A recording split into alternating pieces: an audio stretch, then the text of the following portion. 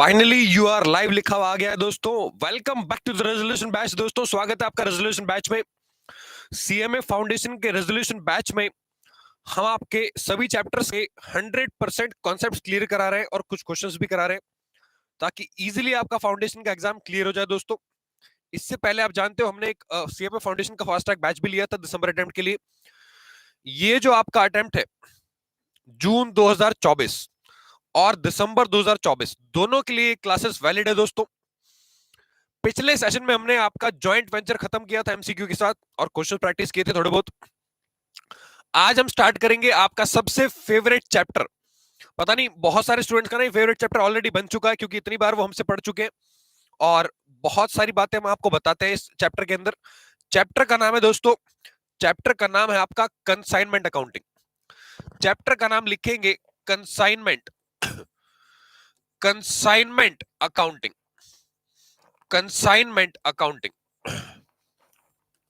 Consignment accounting. Last session में हमने bills of exchange आपका खत्म कर लिया है और जॉइंट वेंचर भी आपका खत्म हो गया। आज हम शुरू करेंगे आपका consignment accounting. Good morning Divya, good morning Nandini, good morning everyone, स्वागत है आप सभी का, वेलकम बैक। तो आज हम बहुत ही प्यारा चैप्टर शुरू करेंगे आपका कंसाइनमेंट अकाउंटिंग। क्या आप सभी लोग रेडी हैं शुरू करने के लिए? दोस्तों एक बार समझ लेते हैं कंसाइनमेंट का मीनिंग क्या होता है और कंसाइनमेंट के अंदर आपको पढ़ना क्या क्या है और प्लस आपके बेसिकली 2 से 3 सेशंस में, राउंड अबाउट 3 सेशंस में ये चैप्टर आपका वाइंड अप होगा। ठीक है, तीसरे सेशन में हम ट्राई करेंगे इसको वाइंड अप करने की एमसीक्यू के साथ, अदरवाइज मैक्सिमम 4 सेशन लगेंगे और आपका कंसाइनमेंट का आपका पूरा कंसाइनमेंट वाइंड अप हो जाएगा। तो शुरू करते हैं दोस्तों बिना किसी देरी के। Yes sir, we are ready, we are ready. All right dear, शुरू करते हैं आपका कंसाइनमेंट अकाउंटिंग। देखो कंसाइनमेंट का मतलब क्या होता है मैं आपको बता दूं। आप कोई भी बिजनेस करते हो, किसी भी टाइप का अगर आप बिजनेस कर रहे हो, फॉर एग्जाम्पल अगर आप कोई गुड्स मैन्युफैक्चर कर रहे हो, गुड्स मैन्युफैक्चर, तो गुड्स मैन्युफैक्चर करते टाइम आप अगर अपने पास कैपेसिटी रखते हो 1 लाख यूनिट्स बनाने की, 1 लाख यूनिट्स बनाने की, ठीक है, और आपने मार्केट से पता किया कि जो मेरे गुड्स की डिमांड है, जो मेरे गुड्स की डिमांड है, वो जो डिमांड है वो मात्र 40,000 यूनिट्स की डिमांड है। मतलब अगर आप दिल्ली में बैठ के माल बना रहे हो और आपके जो गुड्स की डिमांड आई, डिमांड वो 40,000 गुड्स की डिमांड है, तो मुझे बताओ क्या आप 1 लाख यूनिट्स बनाओगे? अरे आपके गुड्स की जो डिमांड है वो मार्केट में मात्र 40,000 यूनिट्स की है, तो क्या आप 1 लाख यूनिट्स बना पाओगे? सर ये कैसा क्वेश्चन है? सिंपल सा क्वेश्चन है। अरे 40,000 की डिमांड है, 1 लाख यूनिट्स आपकी कैपेसिटी है, तो क्या आप 40,000 बनाओगे या 1 लाख बनाओगे? ऑब्वियसली 40,000 बनाओगे।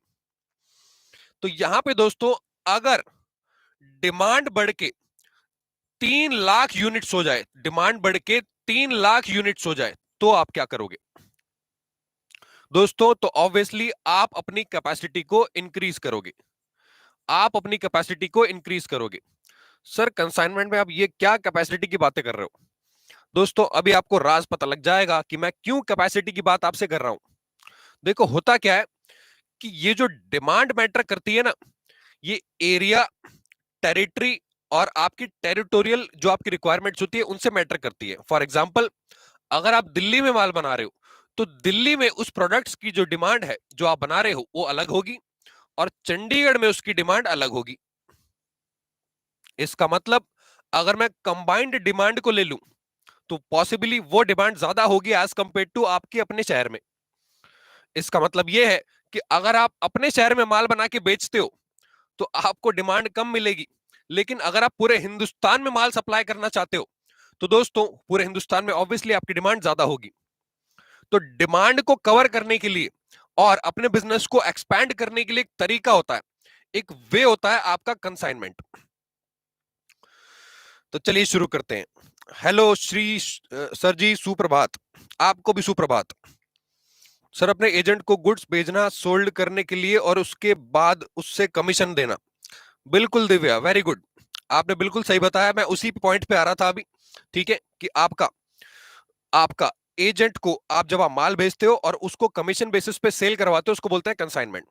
तो दोस्तों आपके कॉन्सेप्ट को क्लियर कराने के लिए एक छोटा सा एग्जांपल लेते हैं कंसाइनमेंट पे। मान लेते हैं आपके पास एक आदमी है पप्पू। पप्पू ने दोस्तों पप्पू ने माल भेजा लल्लू को। जो पप्पू है ये दोस्तों आपका प्रिंसिपल है, प्रिंसिपल। और जो लल्लू है वो आपका एजेंट है। आपने एक लल्लू लाल को एजेंट बनाया, ठीक है। पप्पू ने दोस्तों लल्लू को क्या किया, माल भेजा, गुड्स सेंट। गुड्स सेंट, ये जो माल आपने इसको भेजा, लल्लू क्या करेगा, इस माल को आगे सेल करेगा। इस माल को आगे सेल करेगा, किसको सेल करेगा, थर्ड पार्टी को, यानी कि कस्टमर्स को। दोस्तों लल्लू आपसे पूछ रहा है कि मैं आपका माल आगे क्यों भेजूं, मैं आपका माल आगे क्यों बेचूं। दोस्तों उसका रीजन ये है कि जो पप्पू है ना, पप्पू, हो सकता है उसके अपने लोकल एरिया में डिमांड ज्यादा हो, लेकिन जो लल्लू है वो अपने लोकल एरिया का मास्टर हो। तो आप अपने बिजनेस को एक्सपैंड करने के लिए दूसरे शहर में जब कोई आदमी को अपॉइंट करते हो, तो वो अपने लोकल एरिया का मास्टर होता है, वो अपने लोकल कस्टमर्स को पहचानता है। तो अपने बिजनेस को एक्सपैंड करने के लिए जब आप किसी एजेंट को हायर करते हो अपने माल को बेचने के लिए, तो उसको बोलते हैं दोस्तों कंसाइनमेंट। यहां पे जो गुड्स आपने भेजा है, इस गुड्स सेंट को बोलते हैं shipment of goods, shipment of goods. और दोस्तों इसी शिपमेंट ऑफ गुड्स को कंसाइनमेंट कहा जाता है, कंसाइनमेंट कहा जाता है। जो पार्टी माल बेचती है उसको दोस्तों कंसाइनर कहते हैं, कंसाइनर। प्रिंसिपल का मतलब आप ओनर भी कह सकते हो, प्रिंसिपल का मतलब ओनर होता है, जो माल का मालिक है। जो लल्लू है दोस्तों, जिसको आपने माल भेजा, वो आपका एजेंट है। और क्योंकि आपने उसको माल कंसाइन किया है, उसने कंसाइनमेंट पे माल रिसीव किया है, वो आगे बेचेगा कमीशन बेसिस पे, तो इस लल्लू को बोला जाएगा दोस्तों कंसाइनी, इस लल्लू को बोला जाएगा कंसाइनी, ठीक है। और इस पूरे सिनेरियो को बोलते हैं दोस्तों कंसाइनमेंट। तो एक बार कंसाइनमेंट के डेफिनेशन से समझते हैं कंसाइनमेंट का मतलब क्या होता है। लिखेंगे मेरे साथ definition, definition. Shipment of goods, shipment of goods by the principal, principal जिसको हम कंसाइनर भी कहते हैं, जिसको हम कंसाइनर भी कहते हैं, to the agent, to the agent, agent को हम कंसाइनी भी कहते हैं, for sale on, for sale on commission basis, for sale on commission basis, इसको बोलते हैं दोस्तों कंसाइनमेंट। शिपमेंट का मतलब होता है माल का भेजना, यानी कि आपने माल को शिप कर दिया। Good morning everyone. Ayushi good morning. Vikas Das, name बड़ा अच्छा है सर एग्जाम्पल का। कहाँ अच्छा नेम है, ये पप्पू है, लल्लू है, अच्छे नाम थोड़ी है। वैसे अच्छे नाम है आपकी नजरों में, लल्लू कंसाइनी है बिल्कुल। तो दोस्तों आपके कंसाइनमेंट का मतलब क्या होता है, shipment of goods by the principal to the agent for sale on commission basis, इसको बोलते हैं आपका कंसाइनमेंट, ठीक है। अब कंसाइनमेंट दोस्तों, यहां पे आप देख रहे हो कि माल ना भेजा जा रहा है एजेंट को, और एजेंट आगे बेच रहा है। तो सर जो एजेंट आगे बेच रहा है वो गुड्स की सेल है, तो कंसाइनमेंट में भी तो सेल हो रही है। और नॉर्मली भी आप कस्टमर्स को माल बेचते हो, अरे नॉर्मली भी आप कस्टमर्स को माल बेचते हो ना, तो सेल और कंसाइनमेंट में डिफरेंस ही क्या रह गया भाई। आप कंसाइनमेंट पे भी माल बेच ही रहे हो अल्टीमेटली कस्टमर को, और वैसे भी आप कस्टमर को सेल करते ही हो डायरेक्टली। तो कंसाइनमेंट की सेल में और आपकी नॉर्मल सेल में क्या डिफरेंस रह गया दोस्तों, वो समझते हैं आपके अगले टॉपिक में। तो लिखेंगे मेरे साथ इसका स्क्रीनशॉट लेने के बाद या फिर इसको लिखने के बाद आपका डिफरेंस, डिफरेंस लिखेंगे, डिफरेंस बिटवीन आपका कंसाइनमेंट और आपकी सेल्स, ठीक है। तो दो पार्ट्स में इसको डिवाइड कर लेते हैं, एक तरफ है आपका कंसाइनमेंट, दूसरी तरफ है आपकी सेल, दूसरी तरफ आपकी सेल।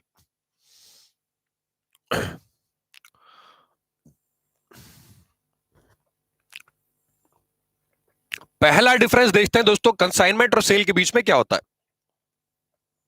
देखो कंसाइनमेंट के केस में दोस्तों जो पार्टीज होती है, पार्टीज, सर पार्टी का मतलब नाइट पार्टी, अरे लल्लू लाल, पार्टी का मतलब जो पार्टीज आपकी डील कर रही हैं कंसाइनमेंट के अंदर, वो दो पार्टी होती है, एक होता है आपका कंसाइनर और एक होता है आपका कंसाइनी। हाँ सर ये तो हमें पता है, और इसको आप जानते हो, इसको प्रिंसिपल भी कहते हैं, इसको आप एजेंट भी कहते हैं। लेकिन जो सेल होती है, सेल, सेल के केस में दोस्तों एक होता है सेलर और एक होता है आपका बायर। ये दो पार्टीज इन्वॉल्व होती हैं। सर ये तो हमें पता है, लेकिन आपको ये नहीं पता कि इन दोनों के बीच में रिलेशनशिप कैसा होता है। रिलेशनशिप, रिलेशनशिप का मतलब इन दो पार्टीज के बीच में कैसा रिलेशन है दोस्तों। इन दो पार्टीज के बीच में जो पहला रिलेशन है वो है आपका प्रिंसिपल और आपके एजेंट का। मतलब ये माल का मालिक है और ये एजेंट है जो प्रिंसिपल के बिहाफ पे माल को बेचता है, ये गुड्स का मालिक नहीं है। यहां पे दोस्तों जो रिलेशनशिप है दोनों के बीच में, जो रिलेशनशिप है दोनों के बीच में, वो क्रेडिटर और आपके डेटर का रिलेशन है। बात को समझो ना, अगर आपने उधार माल बेचा, उधार माल, क्रेडिट सेल, तो दोस्तों उस केस में जो सेलर है वो आपका क्रेडिटर है और बायर आपका डेटर है। जिस बायर को आपने माल बेचा बेचा उससे आप क्या लोगे बाद में, पैसे, तो वो आपका कौन है, डेटर। और बायर के लिए दोस्तों सेलर क्या है, आपका क्रेडिटर। तो इन दोनों के बीच में पॉसिबली क्रेडिटर और डेटर का रिलेशन हो सकता है, लेकिन अगर आपने कैश में माल बेचा है तो वो सेलर और बायर ही कहलाएंगे। ठीक है, ये वाला केस सिर्फ क्रेडिट सेल के रिलेशन में काम आएगा। अगर आपने कैश में माल बेचा है तो वहीं पे आपका कॉन्ट्रैक्ट टर्मिनेट हो जाएगा। इसी से दोस्तों, अरे वाह, दिमाग में एक और पॉइंट आया, कॉन्ट्रैक्ट टर्मिनेट, कॉन्ट्रैक्ट टर्मिनेशन से लेके देखो termination, termination of contract, termination of contract. जब कंसाइनर दोस्तों कंसाइनी को माल भेजता है, बेचता नहीं है, माल भेजता है बेचने के लिए, तो उस केस में ना कॉन्ट्रैक्ट तब तक टर्मिनेट नहीं होता जब तक कंसाइनी आगे थर्ड पार्टी को माल ना बेच दे। तो यहां पे दोस्तों कॉन्ट्रैक्ट रिमेन्स इंटैक्ट जब तक, until goods are sold, until goods are sold. Contract दोस्तों इंटैक्ट रहता है। इंटैक्ट का मतलब कंसाइनर और कंसाइनी के बीच का जो रिलेशन है वो इंटैक्ट रहता है जब तक आपका एजेंट आगे माल बेच ना दे। और यहां पे दोस्तों जैसे ही आपने माल बेचा, contract instantly terminates, contract instantly terminates, terminates after sale, contract instantly terminates after sale. अब दोस्तों अगला डिफरेंस, अगला सबसे इंपॉर्टेंट डिफरेंस देखो, जो माल होता है, माल, मान लो आपके पास एक तरफ एक्स है, एक तरफ वाई है, एक तरफ पप्पू है और एक तरफ लल्लू है। दोस्तों एक्स ने क्या किया, वाई को माल बेचा, सोल्ड गुड्स। ठीक है, पप्पू ने क्या किया दोस्तों, गुड्स कंसाइन किए, goods Saint, goods Saint on consignment. मुझे ये बताओ, जब एक्स वाई को माल बेच देगा, एक्स ने वाई को माल बेचा, मान लो अभी मैं वाई हूं, वाई सामने एक्स खड़ा है, एक्स माल दे, हाँ, एक्स ने दोस्तों मुझे माल दे दिया। जब माल मैंने उससे खरीद लिया और उसको पैसे दे दिए, भले ही ना दिए हो पैसे, क्रेडिट पे खरीदा, जब मेरे पास माल आ गया, अब मैं इस माल में तीली फूक दूं, आग लगा दूं उसमें, बताओ लॉस किसका होगा।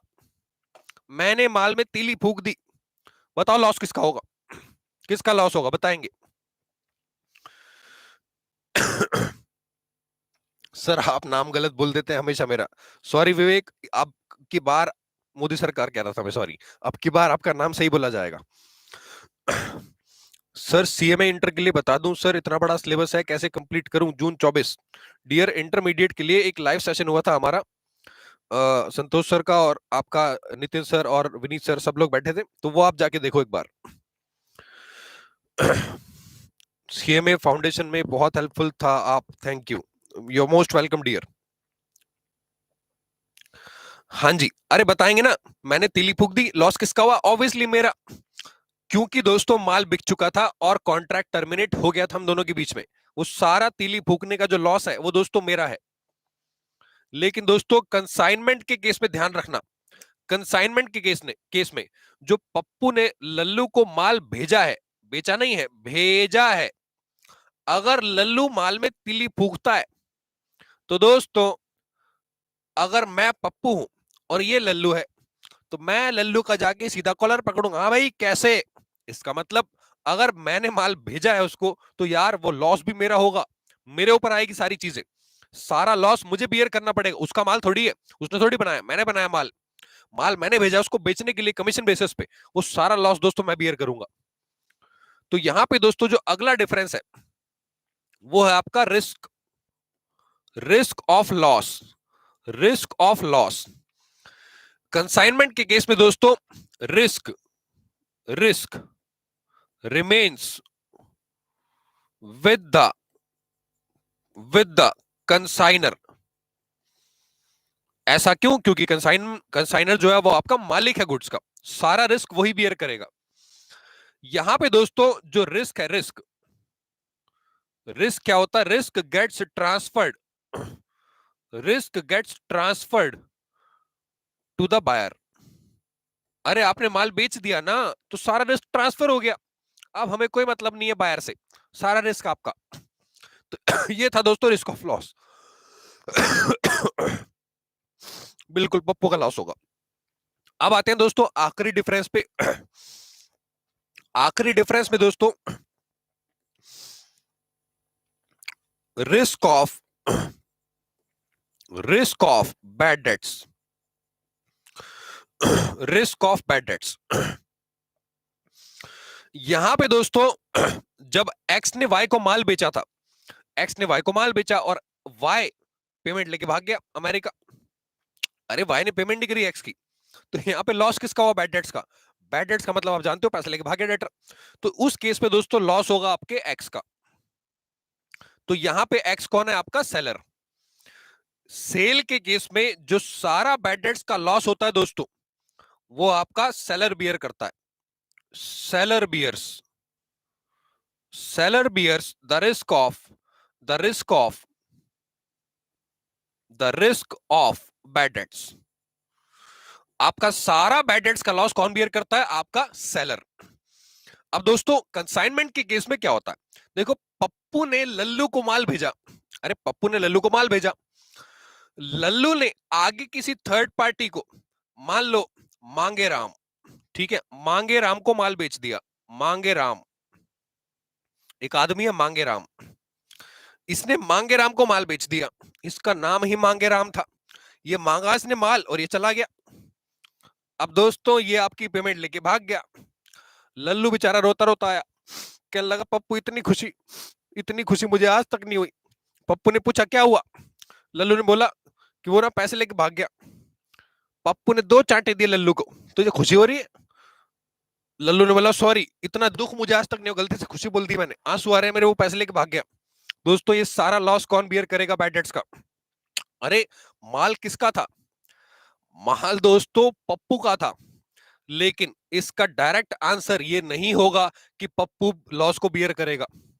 वो डिपेंड करता है दोस्तों एक सिचुएशन पे, वो सिचुएशन होती है कमीशन की।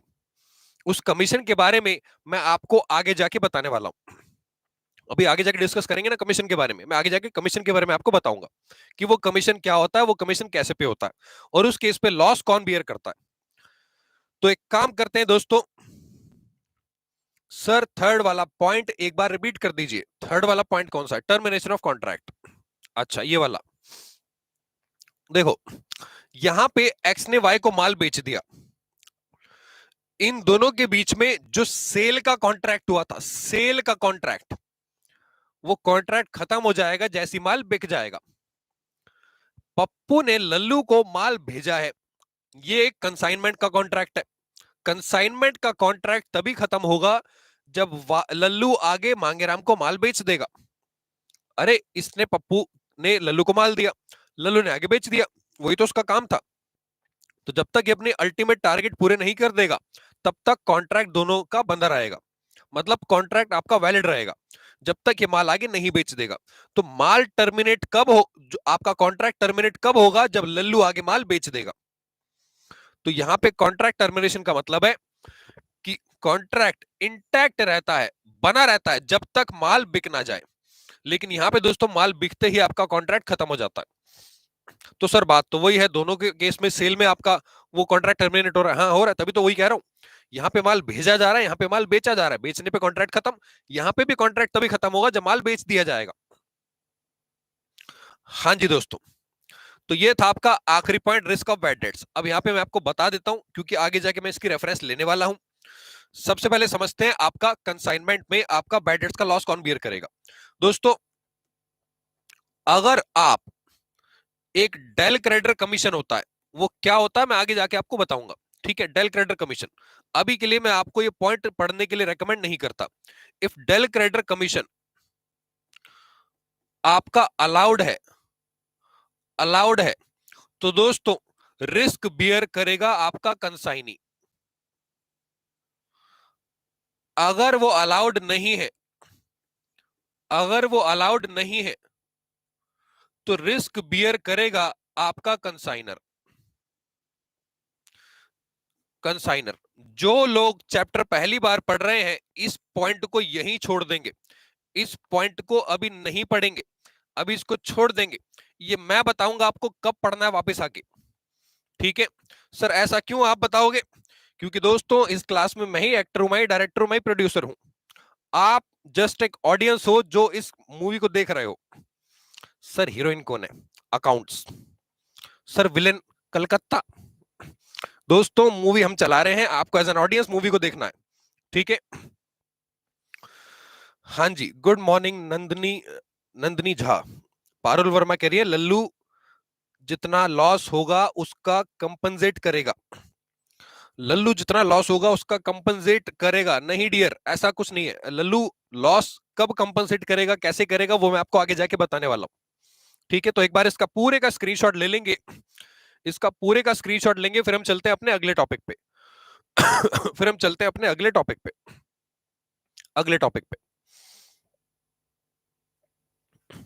Sir it means I am villain because I am from Kolkata. अरे नहीं डियर, अरे मेरे दोस्त विवेक कह रहे हैं आई एम विलन। नहीं, कोलकाता विलन नहीं है। कोलकाता में एक बिल्डिंग है, वो है बच्चों की विलन। हाँ मतलब विद ड्यू रेस्पेक्ट, मैं वो नहीं कर रहा हूं कि वो आपके विलन है। विलन का मतलब है एग्जाम्स में वो आपके विलन है।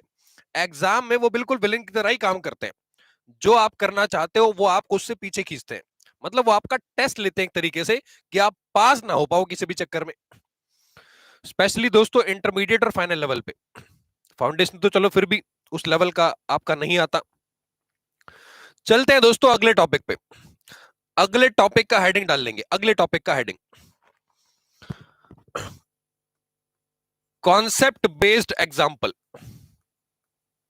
Concept based example.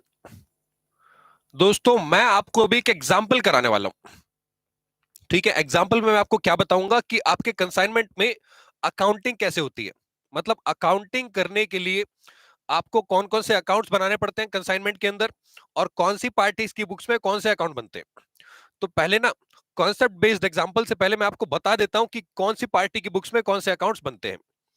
तो यहां पे सबसे पहले ना मेरे साथ लिखो बुक्स ऑफ, एक काम करते हैं ना, डायरेक्ट एग्जांपल से ही शुरू कर देते हैं, बुक्स ऑफ बाद में लिखवाता हूं। मान लो आपका वही सेम एग्जांपल लेते हैं, पप्पू वाला। पप्पू ने दोस्तों यहां पे माल भेजा, गुड्स भेजे, गुड्स कॉस्टिंग ₹10 लाख। 10 लाख रुपए का माल इसने दोस्तों किसको भेजा? आपके लल्लू को। लल्लू को माल भेजा, और पप्पू ने माल भेजते टाइम कुछ खर्चा पे किया, खर्चा एक्सपेंसेस में इसने दोस्तों कुछ खर्चा किया। जैसे कि आपका लोडिंग पे करी। अब ये एक्सपेंसेस कौन से होते हैं वो सारे मैं आगे जाके आपको डिटेल में एक्सप्लेन करूंगा, तो कुछ सोचने की जरूरत नहीं है। ठीक है, लोडिंग पे करी इसने 20,000 रुपए। क्योंकि ये माल लल्लू को भेज रहा था दूसरी सिटी में, इसने रास्ते का दोस्तों इंश्योरेंस भी कराया। रास्ते में माल का इंश्योरेंस कराया, इंश्योरेंस कराया 30,000 रुपए का। जब ये माल दोस्तों भेज रहा था तो इसकी ट्रांसपोर्टेशन की भी कॉस्ट आई। ट्रांसपोर्टेशन, ट्रांसपोर्टेशन में कुछ खर्चा हुआ दोस्तों 50,000 रुपए का, 50,000 रुपए का। ठीक है। और जैसे ये माल दोस्तों लल्लू पे पहुंचा, लल्लू ने क्या किया, लल्लू ने माल को रिसीव किया, लल्लू ने माल को रिसीव किया और रिसीव करने के बाद माल को उतरवाया। अरे ट्रक पे अगर माल जाएगा, ट्रक पे अगर माल जाएगा, मान लो ये आपका ट्रक है छोटा सा, ठीक है, मान लेते हैं ये आपका ट्रक है, ऐसे करके कुछ ट्रक होता है ना, हाँ बनाया तो मैंने सही है एकदम वैसे, हाँ सर बिल्कुल सही बनाया आपने ट्रक। तो ट्रक के अंदर जो माल भरा हुआ है, जब माल इसमें चढ़ा होगा तो दोस्तों आपने लोडिंग पे करी होगी, लेकिन जब इसमें से माल उतरवाओगे तो क्या लल्लू अपने सिर पे माल रख के उतारेगा? अरे मैं सुपरमैन हूं, सब उतार दूंगा, मैं जय बजरंग बली। दोस्तों इसकी सारी बली खराब हो जाएगी। यहां पे दोस्तों ये इतना बड़ा सुपरमैन नहीं है कि माल को खुद उतारे। तो इस केस में ये क्या करेगा, माल को रिसीव करने के बाद माल को उतरवाएगा। तो पॉसिबली यहां पे दे सकता है ये अनलोडिंग चार्जेस। हर बार नहीं होते लेकिन होते हैं। अनलोडिंग चार्जेस इसने पे किए होंगे। मान लो इसने अनलोडिंग चार्जेस पे किए आपके 50,000 रुपीज के, 50,000। अब जो माल इसने उतरवाया, क्या ये माल सड़क पे बिछा देगा? हाँ भाई मेरी सड़क है, पब्लिक की, पब्लिक, मैं पब्लिक हूं, सारा, हाँ सारी सड़क मेरी है, सड़क पे बिछा दो माल सारा। नहीं दोस्तों, ये माल को क्या करेगा, ये माल को एक सेफ प्लेस पे रखेगा। उस सेफ प्लेस को हम आपका गोडाउन भी कह सकते हैं। सेफ प्लेस क्या होता है? गोडाउन। तो हो सकता है कि ये गोडाउन को रेंट पे ले ले, तो उस केस में इसको पे करना पड़ेगा गोडाउन का रेंट। मान लो इसने गोडाउन का रेंट पे किया 50,000 का, 50,000 का ठीक है। अब गोडाउन का जो रेंट पे किया 50,000 का, माल में पड़े पड़े कोई तीली ना फूक जाए, माल में पड़े पड़े आग ना लग जाए, उस केस में दोस्तों ये भी माल का इंश्योरेंस कराएगा, ये भी माल का आपका इंश्योरेंस कराएगा। तो पॉसिबली ये इंश्योरेंस चार्जेस भी पे करेगा। तो उस केस में इसने जो इंश्योरेंस चार्जेस पे किए होंगे, मान लेते हैं वो है आपके 20,000। गोडाउन का रेंट 50,000, इंश्योरेंस आपका 20,000। ये खर्चा आपके लल्लू ने किया। अब इतना खर्चा करने के बाद दोस्तों लल्लू ने माल को बेच दिया, लल्लू ने माल को बेच दिया आपके, मान लेते हैं 20 लाख रुपए में। इसने माल को सेल कर दिया 20 लाख रुपए में।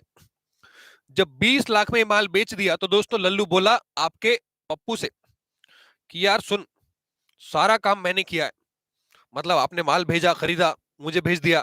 अब यहां पे जो माल मैंने बेचा, बेचने के लिए मुझे एक और खर्चा करना पड़ा। बेचने के लिए मुझे दोस्तों सेलिंग एक्सपेंस करना पड़ा, सेलिंग एक्सपेंस, सेलिंग एक्सपेंस करना पड़ा 40,000 रुपए का। ये सारा खर्चा जो मैंने किया है ये आप मुझे वापस करोगे, और प्लस जो मैंने 20 लाख का माल बेचा, मुझे इस सेल के ऊपर एक कमीशन चाहिए। तो दोस्तों यहां पे क्या हुआ, यहां पे क्या हुआ, जो आपकी पार्टी थी पप्पू, पप्पू ने लल्लू को एक कमीशन अलाउ किया, पप्पू ने लल्लू को एक कमीशन अलाउ किया, कमीशन अलाउ किया कि कोई बात नहीं, मैं आपको कमीशन दूंगा 10% ऑन सेल। जो भी आप माल बेचोगे मैं आपको सेल के ऊपर 10% का कमीशन दूंगा, 10% का कमीशन दूंगा। तो यहां पे दोस्तों पप्पू ने आपको कमीशन दिया लल्लू को 20 लाख रुपए का 10%, यानी कि 2 लाख रुपए। अब दोस्तों यहां पे आपको क्या करना है, यहां पे आपको कैलकुलेट करना है, कैलकुलेट करना है, कैलकुलेट, क्या कैलकुलेट करना है आपको? कैलकुलेट करना है दोस्तों profit on consignment, profit on consignment, profit on consignment. और आपको बुक्स प्रिपेयर करनी है, बुक्स प्रिपेयर करनी है, बुक्स ऑफ आपका पप्पू, बुक्स ऑफ पप्पू आपको प्रिपेयर करनी है। पप्पू की बुक्स पे दोस्तों आपके दो अकाउंट्स बनेंगे। वो दो अकाउंट्स कौन कौन से हैं वो मैं आपको बता देता हूं। पहला जो मेन अकाउंट होता है, जो दोस्तों कंसाइनर की बुक्स में बनाया जाता है, मेन अकाउंट, मेन अकाउंट वो होता है आपका कंसाइनमेंट अकाउंट, कंसाइनमेंट अकाउंट। और जो आपका दूसरा मेन अकाउंट होता है वो होता है आपका कंसाइनी का अकाउंट। यहां पे आप जानते हो कंसाइनी कौन है? आपका पप्पू, सॉरी लल्लू। पप्पू तो आपका प्रिंसिपल है, लल्लू आपका कंसाइनी है। कंसाइनमेंट अकाउंट से दोस्तों प्रॉफिट लॉस निकल के आता है, और कंसाइनी के अकाउंट से उसका हिसाब किताब रखने के लिए ये अकाउंट बनाया जाता है। मतलब आपको कंसाइनी को कितनी पेमेंट करनी बाकी है, उससे कितनी पेमेंट लेनी बाकी है। कंसाइनी आपका एक पर्सनल अकाउंट होता है। कंसाइनी जो है आपका एक पर्सनल अकाउंट है, और जो कंसाइनमेंट अकाउंट है वो आपका एक नॉमिनल अकाउंट होता है, नॉमिनल। ये आपका सिनेरियो है दोस्तों। इस क्वेश्चन को अभी हम अंजाम देंगे आपके यहीं पे सॉल्यूशन के साथ, लेकिन उससे पहले आपको एक रामबाण याद रखना है। आपको एक रामबाण याद रखना है। एक काम करता हूं, रामबाण यहीं पे लिखवा देता हूं, यहां पे मैं आपका सॉल्यूशन कर दूंगा। रामबाण, रामबाण दोस्तों ये है कि पूरे चैप्टर में जो पर्पस है कंसाइनमेंट का, जो पर्पस है आपके कंसाइनमेंट का, वो ये है कि आपको लिमिटेड रिकॉर्ड्स रखने हैं। आपको क्या रखने हैं? Limited records. लिमिटेड रिकॉर्ड्स रखने हैं। क्या मतलब? देखो, जो पप्पू ने लल्लू को माल भेजा है, पप्पू ऐसा भी तो कर सकता था कि लल्लू की जगह पे जाए और वहां पे एक ब्रांच खोल दे, लल्लू को पैसा लगा के दे दे, कैपिटल एक्सपेंडिचर, लो जी पूरी ब्रांच खोल देते हम, यहां पे माल बिकेगा। उस केस में पप्पू की कॉस्ट बहुत ज्यादा बढ़ जाती। अपने बिजनेस को डाइवर्सिफाई करने के लिए, बिजनेस को एक्सपैंड करने के लिए, हल्की पतंग रखने के लिए, पतंग बहुत ऊपर जाते हैं ना, हल्की होती है, light kite will fly high business का मॉडल। तो ये light kite will fly high वाला मॉडल रखने के लिए दोस्तों पप्पू ने लल्लू को माल ऐसे ही ट्रक से भेज दिया और बोला तू बेच, कोई आपको कैपिटल एक्सपेंडिचर इनकर नहीं करना। ऐसा इसने इसलिए किया कि ये अपना खर्चा कम करना चाहता था। इसलिए दोस्तों कंसाइनमेंट में खर्चे को और कम करने के लिए आपका जो कंसाइनमेंट का एक मेन पर्पस होता है, जो रामबाण होता है, वो है आपका लिमिटेड रिकॉर्ड्स रखना। इस वर्ड को दिल में बसा लो, मन में बसा लो, रात को सोते टाइम ना इसको 4 बार जाप करना है आपको। ओम भगवते लिमिटेड रिकॉर्ड्स नमाय नमः। ठीक है, तो limited records, limited records, limited records, limited records, ये वर्ड मैं 500 बार रिपीट करूंगा पहला क्वेश्चन कराते टाइम, ताकि आपके दिल में बस जाए और आपका कॉन्सेप्ट पूरा क्लियर हो जाए। क्या बात आपको समझ में आई? सर ब्रह्मास्त्र नहीं कह सकते, नहीं, ब्रह्मास्त्र अलग चीज होती है। वो क्या होती है वो मैं बताऊंगा। ठीक है, तो ये लिमिटेड रिकॉर्ड्स आपको दिल में बसा लेना है। अब शुरू करते हैं दोस्तों इस पूरे क्वेश्चन का आपका सॉल्यूशन। शुरू करते हैं दोस्तों पूरे क्वेश्चन का सॉल्यूशन। पता नहीं क्यों हंसते रहते बच्चे, इतनी सीरियस बात कर रहा हूं मैं और ये हंस रहे हैं, बताओ लल्लू लाल। हाँ, जॉइंट वेंचर में भी लिमिटेड रिकॉर्ड्स मेंटेन होते थे, बिल्कुल सही बोला आपने, वहां पे लिमिटेड रिकॉर्ड्स, यहां पे भी लिमिटेड रिकॉर्ड्स। शुरू करते हैं दोस्तों आपका क्वेश्चन। उससे पहले भगवान का ऑर्डर आया है, भगवान का जो वो ऑर्डर आया है वो पूरा कर दूं मैं।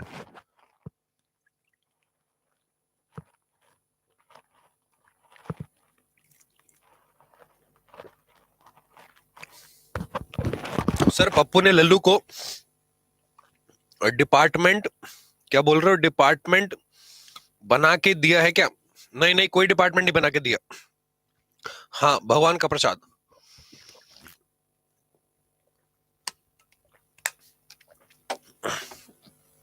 शुरू करते हैं।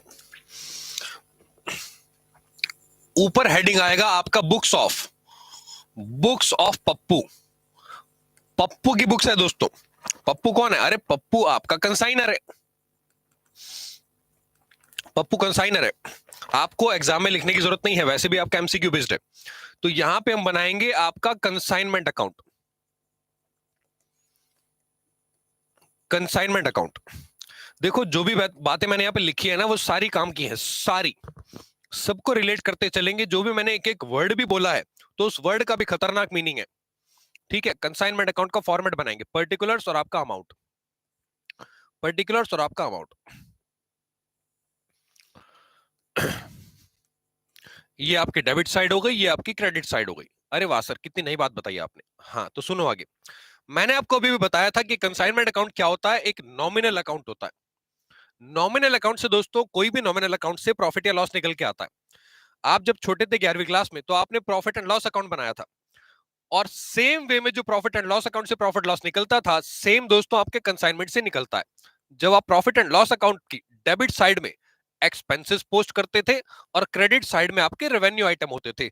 जो लोग जॉइंट वेंचर चैप्टर पढ़ के आए हैं उनको ये बहुत आसान लगेगा, और जो नहीं भी पढ़ के आए उनको भी बहुत आसान लगेगा। तुम क्या सोच रहे थे मैं बोलूंगा मुश्किल लगेगा? हाँ नहीं तो दोस्तों डेबिट साइड में एक्सपेंसेस, क्रेडिट साइड में revenue items, as simple as that. शुरू करते हैं। पहला केस, पप्पू ने दोस्तों माल भेजा आपके 10 लाख का लल्लू को।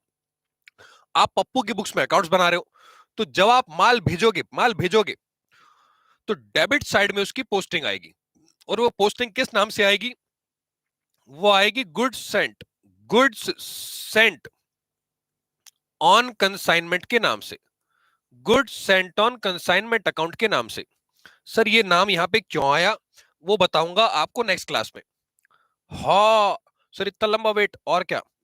ठीक है, लिखेंगे 10 लाख, कुछ नहीं सोचना आपको, मैंने बताया ना, मैं ही डायरेक्टर, मैं ही प्रोड्यूसर, मैं ही एक्टर, आप ऑडियंस हो। सारा सस्पेंस हर क्लास में खुल जाएगा। 10 लाख का आपने माल भेजा दोस्तों, कंसाइनमेंट पे आपका खर्चा हो गया, पप्पू का खर्चा वो डेबिट साइड में आपने पोस्ट किया। पप्पू ने खर्चा किया दोस्तों माल भेजने का, ये 3 खर्चे दोस्तों पप्पू ने किए हैं। पप्पू ने पहला खर्चा किया लोडिंग, दूसरा इंश्योरेंस, तीसरा ट्रांसपोर्टेशन। दोस्तों बात को समझना, यहां पे डायरेक्टली जो खर्चा किया है वो आपके पप्पू ने किया है। अगर मैं यहां पे लिखना बंद कर देना, अगर लिख रहे हो तो लिखना बंद कर दो। सुन लो, इधर देखो। अरे देखो पेन भी छूट गया हाथ से। हाँ इधर देखो, अगर मैं यहां पे लिख दूंगा, आपको नहीं लिखना, अगर मैं यहां पे लिख दूं टू लोडिंग, टू आपका इंश्योरेंस और टू ट्रांसपोर्टेशन, तो पता है क्या होगा? रात को सरस्वती माता आएंगी और मेरे को मारेंगी, क्योंकि मैंने आपको थोड़ी देर पहले बताया था दोस्तों कि कंसाइनमेंट का रामबाण, एक मेन पर्पस कंसाइनमेंट का होता है लिमिटेड रिकॉर्ड्स को मेंटेन करना। और जैसे ही मैं यहां पे लिखूंगा to loading, to insurance, to transportation, मुझे जितने भी अकाउंट्स मैंने यहां पे पोस्ट किए उनके भी लेजर अकाउंट खोलने पड़ेंगे। अरे अगर मैंने यहां पे to loading, to insurance, to transportation लिख दिया तो ये भी अकाउंट्स मुझे अलग से खोलने पड़ेंगे। तो वो ना करना पड़े, डायरेक्टली ये खर्चा पप्पू ने किया है, तो दोस्तों पप्पू इन खर्चों को डायरेक्टली अपने अकाउंट से पे करेगा, कैसे पे करेगा? सिंपल सिंपल सिंपल लिख के टू बैंक अकाउंट। ये किसका खर्चा है? पप्पू का। तो पप्पू बैंक अकाउंट से सारे खर्चे पे कर देगा डायरेक्टली। ठीक है, यहां पे लिखेंगे क्या है उसका खर्चा? लोडिंग लोडिंग लोडिंग कितना हुआ? 20,000। उसके बाद आपका इंश्योरेंस अब आप लिख सकते हो इंश्योरेंस 30,000। अब आप लिख सकते हो इंश्योरेंस 30,000। ट्रांसपोर्टेशन कितना? ट्रांसपोर्टेशन 50,000। ये सारा खर्चा 1 लाख रुपए का खर्चा बैठ रहा है दोस्तों, जो आपके पप्पू ने किया है। वो टू बैंक के नाम से पोस्ट कर देंगे, अलग अलग अकाउंट्स को नहीं खोलेंगे। अब दोस्तों इस खर्चा करने के बाद जब माल लल्लू तक पहुंचा तो लल्लू ने भी कुछ खर्चा किया था दोस्तों। लल्लू ने अनलोडिंग चार्जेस पे किए, गोडाउन का रेंट पे किया, इंश्योरेंस और आपका सेलिंग एक्सपेंस। जो खर्चा लल्लू करेगा सेम वे में दोस्तों वो खर्चा डेबिट साइड में आपके पोस्ट हो जाएगा, लेकिन वो खर्चा पोस्ट होगा आपके लल्लू के नाम से, टू लल्लू। ये खर्चा किसने किया? लल्लू ने। अगर आप खुद पे करते, पप्पू खुद पे करता, तो टू बैंक इसका खर्चा हो गया, लेकिन ये खर्चा किसने पे किया? लल्लू ने। तो यहां पे दोस्तों लल्लू का नाम आएगा, और यही खर्चा हम लल्लू की क्रेडिट साइड में भी ले जाएंगे, क्योंकि ये खर्चा दोस्तों आपको लल्लू को पे करना है। खर्चा आपका ही हुआ है, इसलिए आप अपने डेबिट साइड में पोस्ट कर रहे हो। अरे आप अपने डेबिट में क्यों पोस्ट कर रहे हो? क्योंकि पप्पू का खर्चा है। बस वो किया किसने? लल्लू ने। तो लल्लू को आपको उसको रीइंबर्स करना है। तो डेबिट साइड में आएगा टू लल्लू, जितना भी खर्चा इसने पे किया। क्या क्या था आपका? Unloading charges. अनलोडिंग कितना आपका? 50,000। अनलोडिंग 50,000। आपका गोडाउन रेंट सॉरी 50,000।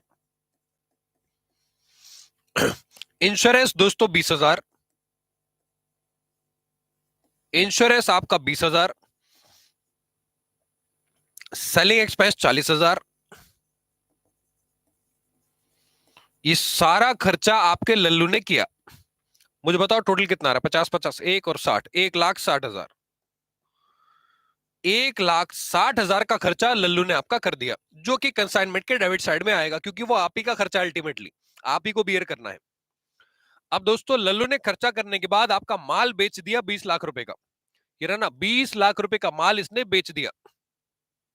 मुझे बताओ जो सेल होती है वो क्या है, एक्सपेंस या रेवेन्यू? वाह क्या क्वेश्चन है। अरे सिंपल, रेवेन्यू आइटम है।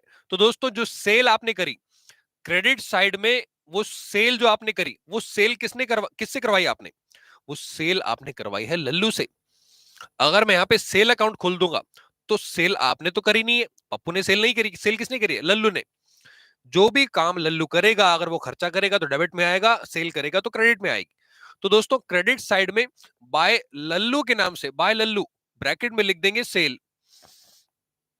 लल्लू ने आपका माल बेचा, कितने का माल बेचा? 20 लाख रुपए का। 20 लाख रुपए का माल आपके लल्लू ने बेच दिया, 20 लाख का माल। इस माल को बेचने के लिए दोस्तों आपने लल्लू को, यानी कि पप्पू ने, सॉरी आप पप्पू नहीं हो, मतलब पप्पू कोई और है, आपने 10% सेल पे कमीशन दिया लल्लू को। ठीक है, तो 10% का जो कमीशन है दोस्तों वो आपने लल्लू को दिया। कमीशन दोस्तों अगेन बिजनेस का एक खर्चा है, आप उसको कमीशन पे कर रहे हो, आप उसको एक्सपेंसेस भी पे करोगे बाद में। तो कमीशन भी आप पे कर रहे हो, कमीशन भी आपका एक्सपेंस है, एक्सपेंस आइटम आपके डेबिट साइड में आएगा, और ये आपको लल्लू को पे करना है, तो ये टू लल्लू के नाम से आएगा, टू लल्लू। ब्रैकेट में लिख देंगे कमीशन, ब्रैकेट में लिख देंगे आपका कमीशन। ठीक है, और ये कमीशन 20 लाख रुपए का 10% निकल के आएगा, 20 लाख का 10%। बताओ कितना आ रहा है? 2 लाख रुपए। ये आ रहा है आपका 2 लाख रुपए। 2 लाख रुपए की इनकम दोस्तों आपके लल्लू ने कमा ली। ये सारा खर्चा करने के बाद दोस्तों अब आपको ये चेक करना है कि आपको कंसाइनमेंट के बिजनेस से प्रॉफिट कितना हुआ। ठीक है, सारा माल उसने बेच दिया था और आपके पास प्रॉफिट कितना हो रहा है ये आपको चेक करना है। तो ये चेक करने के लिए दोस्तों टोटल कर देते हैं आपकी दोनों साइड्स का। देखो क्रेडिट साइड में एक ही आइटम है सेल, जिसका टोटल आपका 20 लाख है, 20 लाख है। ठीक है, 20 लाख का टोटल है, इसका भी टोटल कर देते हैं, लेकिन टोटल आएगा यहां पे 20 लाख ही प्रॉफिट निकालने के बाद। आप जानते हो जिस साइड का टोटल ज्यादा होता है वही आपके दोनों साइड में लिखा जाता है। टोटल करेंगे, कहां गया अपना कैलकुलेटर अंकल? हाँ, कैलकुलेटर, लोगों ने निकाल दिया है प्रॉफिट। 10 लाख प्लस आपका 1 लाख प्लस 1,60 और प्लस 2 लाख रुपए, दोस्तों 14,60,000 रुपए का टोटल आ रहा है खर्चा। टोटल खर्चा आपका 14,60,000 का है, और आपकी सेल हुई थी 20 लाख की।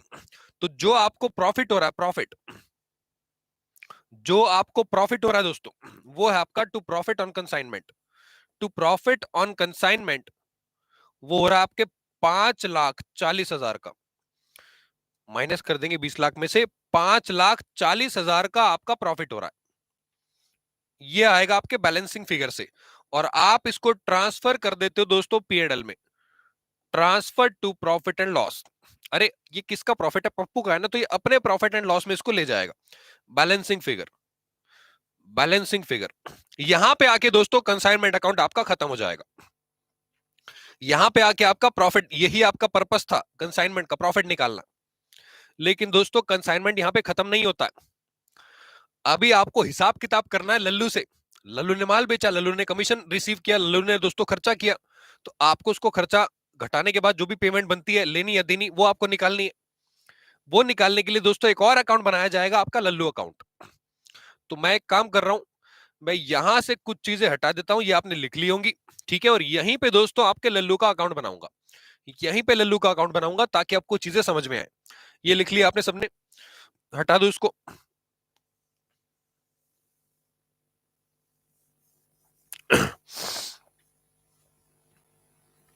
ठीक है, तो यहां पे हम बनाते हैं आपके लल्लू का अकाउंट, लल्लू का अकाउंट, लल्लू, लल्लूज अकाउंट।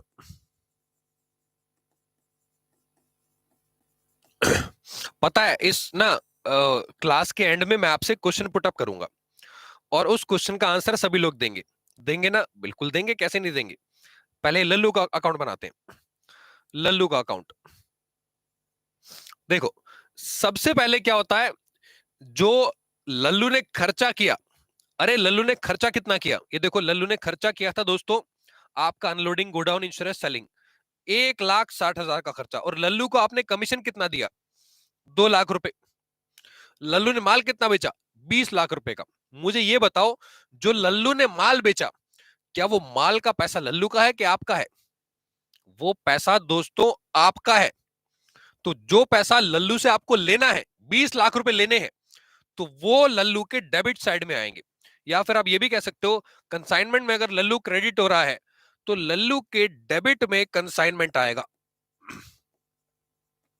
मैंने दोनों तरीके आपको बता दिया। आपको लल्लू से 20 लाख लेने हैं ना माल का पैसा, तो वो लल्लू के डेबिट में आएगा, या फिर कंसाइनमेंट में जो आपने क्रेडिट किया उसके डेबिट में आपका वो आ जाएगा कंसाइनमेंट। रूल है आपका पोस्टिंग का, आप जानते हो, 20 लाख।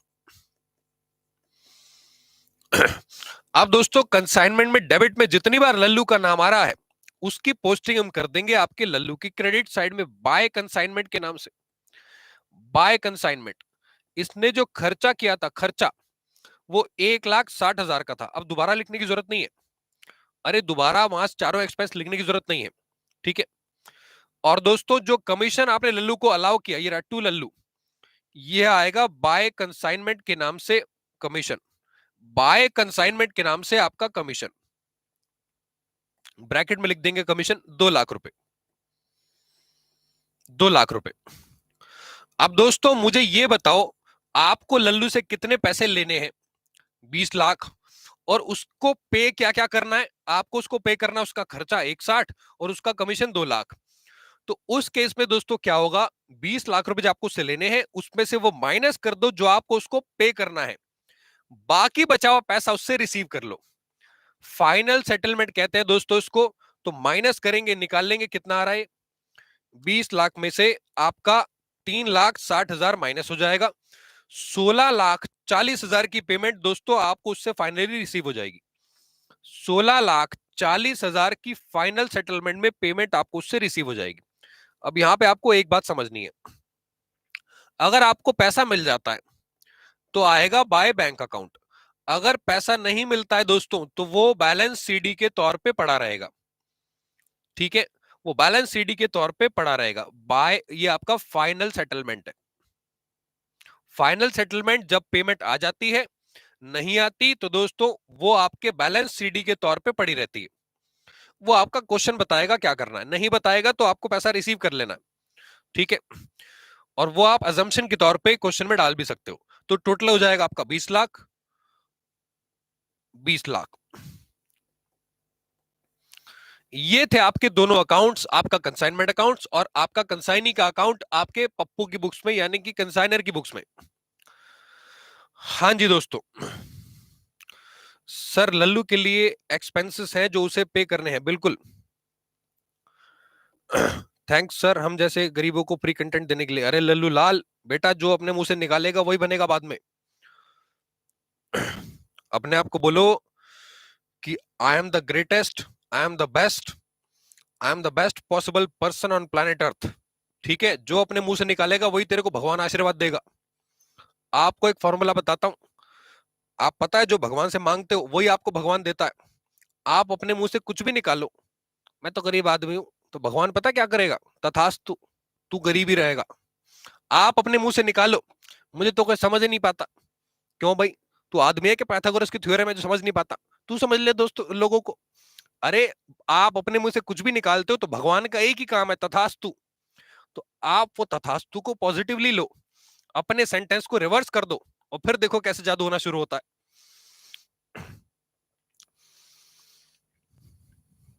सर जो आपने पप्पू और लल्लू लिखा है उसकी जगह कंसाइनर और कंसाइनी नहीं लिख सकते?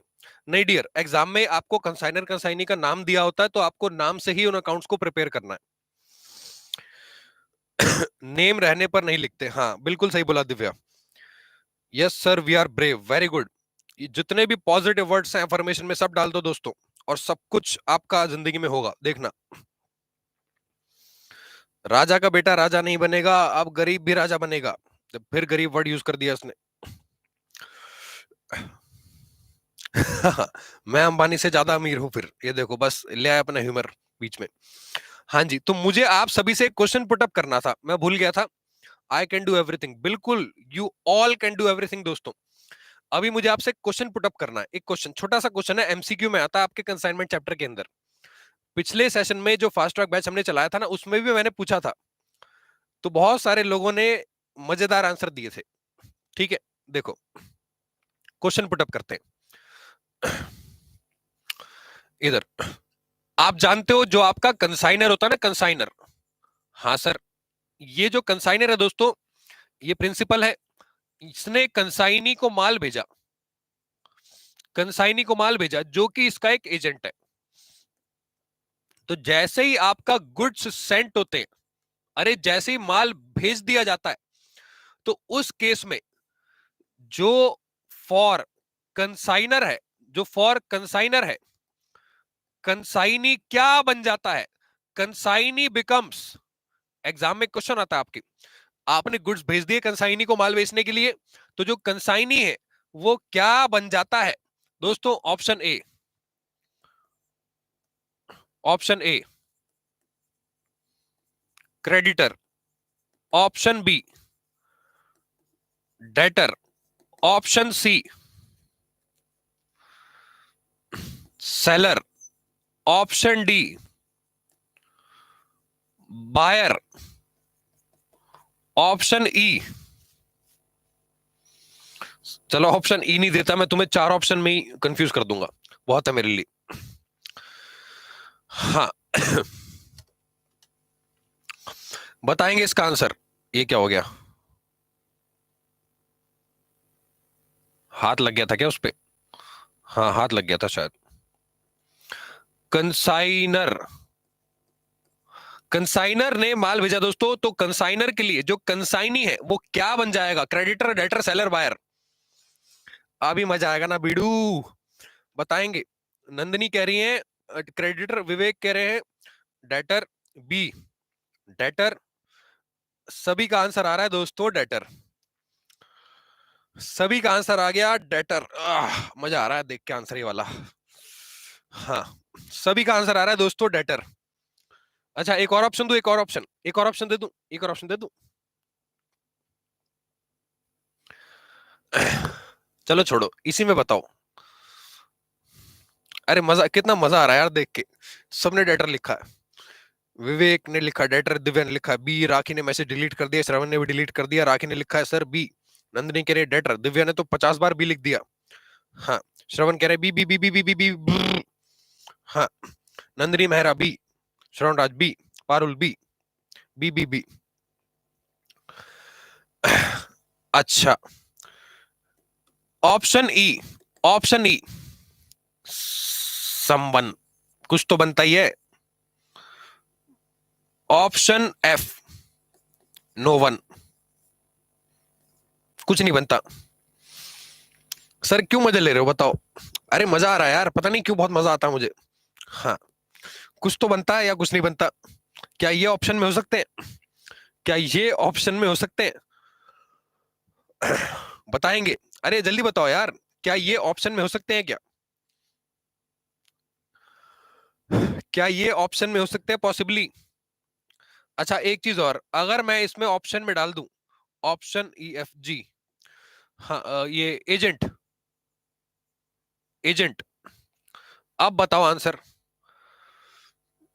सर इतने ऑप्शंस, मेरा बस चले तो बोर्ड भर दूं ऑप्शन से। डेटरी होगा बिकॉज हमने उस पे पेमेंट लेनी होगी सेल्स के बाद।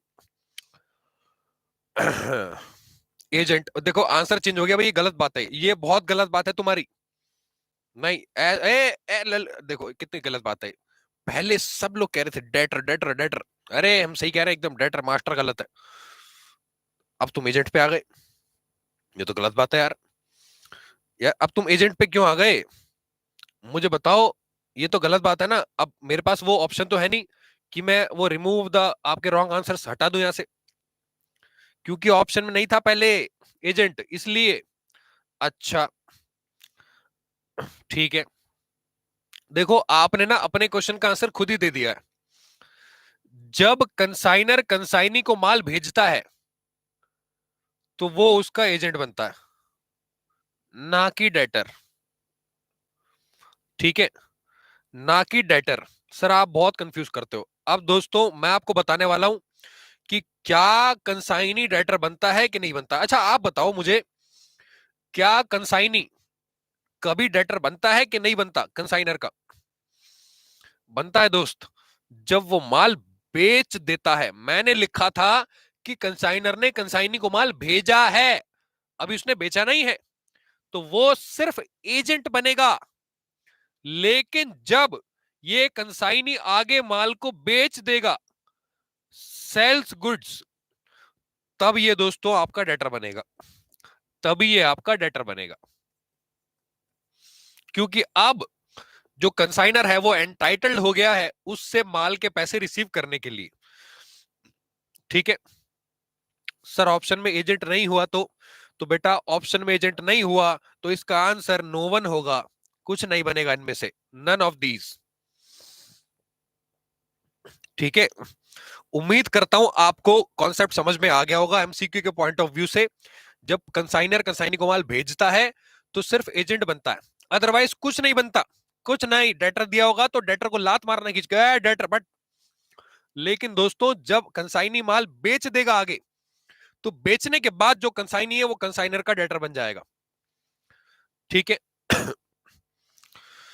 पहले वाला ऑप्शन गलत, गलत बहुत ज्यादा गलत था। हाँ सभी का गलत था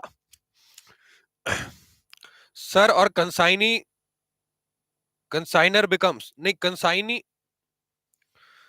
ये क्या लिख रहे हो आप? यू आर रॉक, नहीं मैं रॉक नहीं हूं, मैं इंसान हूं। I am human being. हाँ सर पर अब हम उससे पैसे लेंगे नियर फ्यूचर में तो डेटर होगा। हाँ बिल्कुल, नियर फ्यूचर में पैसे तब लेंगे जब वो माल को बेचेगा डियर, तो माल को बेचने के बाद ही वो डेटर बनेगा। हाँ जी दोस्तों, यहां पे आके हम खत्म करेंगे आपका कंसाइनमेंट का पहला लेक्चर। उम्मीद करता हूं आपको कॉन्सेप्ट और क्वेश्चन दोनों क्लियर हो गए होंगे। अगली क्लास में हम और भी बहुत सारे कॉन्सेप्ट पढ़ने वाले हैं और क्वेश्चन प्रैक्टिस करने वाले हैं, तो अगली क्लास को ज्वाइन करना मत भूलना। और हाँ वो नोटिफिकेशन पे क्लिक कर लिया करो यार। ठीक है sir, you are genius, genius. हाँ ठीक है, मैं जीनियस समझ गया था। थैंक यू वेरी मच दोस्तों, मिलते हैं आपसे दोस्तों अगले सेशन में। तब तक के लिए take care and bye bye. और हाँ वीडियो को लाइक कर दो जल्दी। Bye bye,